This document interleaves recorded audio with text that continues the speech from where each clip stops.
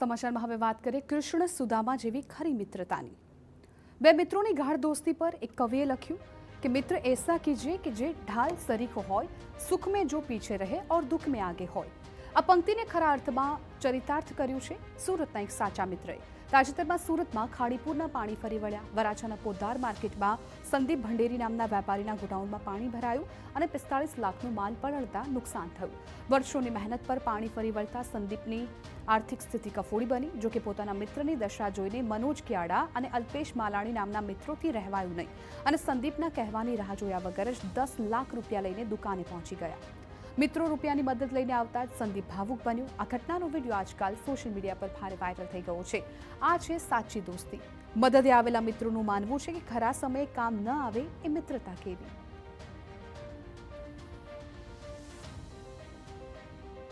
શહેરમાં ભારે વરસાદ અને પૂરની સ્થિતિ સર્જાઈ હતી અને તેના કારણે અનેક કોમ્પ્લેક્સોની અંદર જે પાણી ભરાયા હતા અને દુકાનો છે તે કમર સુધી જે પાણી ભરાવાના કારણે અનેક વેપારીઓ છે તે નુકસાનમાં આવ્યા છે। ત્યારે સુરતના વરાછા વિસ્તારમાં આવેલ જે પોદાર માર્કેટની અંદર 200થી વધુ જે દુકાનો છે તેની અંદર પાણી ભરાયાની જે સ્થિતિ સર્જાઈ હતી અને જે કહી શકાય છે કે સુરતમાં એક જે કિસ્સો જે સામે આવ્યો હતો કે વર્ષો જૂના મિત્રએ મિત્રને મદદ કરવા માટે પહોંચ્યા હતા। આ જે દુકાનદાર છે પોદાર વિસ્તારમાં આવેલી જે મોબાઈલ બજાર છે તેમના માલિક છે તેમની સાથે સીધી વાત કરીશું કારણ કે સોશિયલ મીડિયાની અંદર આ જે વિડીયો વાયરલ થયો છે બંને મિત્રો છે વર્ષોથી બાદ ભેગા થયા અને આ પરિસ્થિતિની અંદર મિત્ર ફરીથી ઊભો થાય તે માટેના પ્રયત્ન કરવા માટે પહોંચ્યા હતા।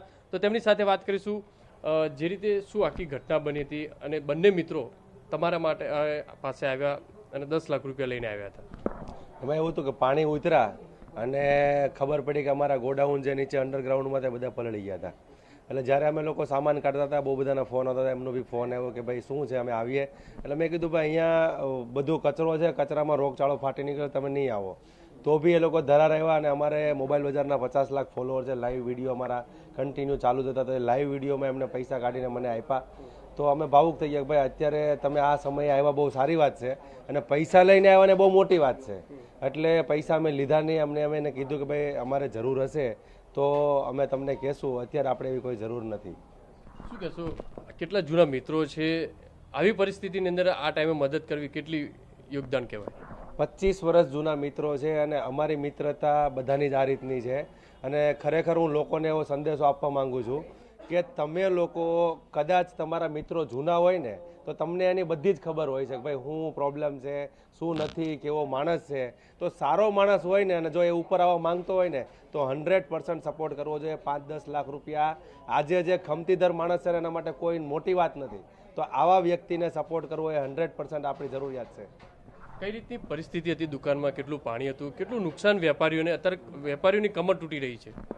નુકસાનીની તો કોઈ અંદાજ જ નથી, કોઈ વર્ણન નથી। 2 વર્ષ 20 વર્ષનું જે મહેનત હતી એ બે જ કલાકમાં લોકોની પૂરી થઈ ગઈ છે। મારી ખુદની તમને વાત કરું તો 45 લાખ રૂપિયાનો માલ મારો ટોટલ આમાં અંદર લોસમાં ગયો છે। જ્યારે મોબાઈલ તો અમારા બચી ગયા છે પણ જ્યારે ગિફ્ટની આઇટમો છે, અમે લોકોને ગીવ અવે કરીએ છીએ, વસ્તુ ફ્રી આપીએ છીએ, તો આવી બધી જ વસ્તુ અમારી ચાલી ગઈ છે। તો આ બંને મિત્ર માટે શું સંદેશો? આ બંને મિત્ર માટે તો કોઈ સંદેશ છે જ નહીં, કોઈ એનું વર્ણન જ નથી। પણ હું લોકોને કહું છું કે આવા મિત્ર છે ને જિંદગીમાં હોવા જરૂરી છે અને છે। કેટલા જૂના મિત્રો? કઈ રીતે? 25 વર્ષ જૂના મિત્રો છે, અમે સાથે ભણતા હતા।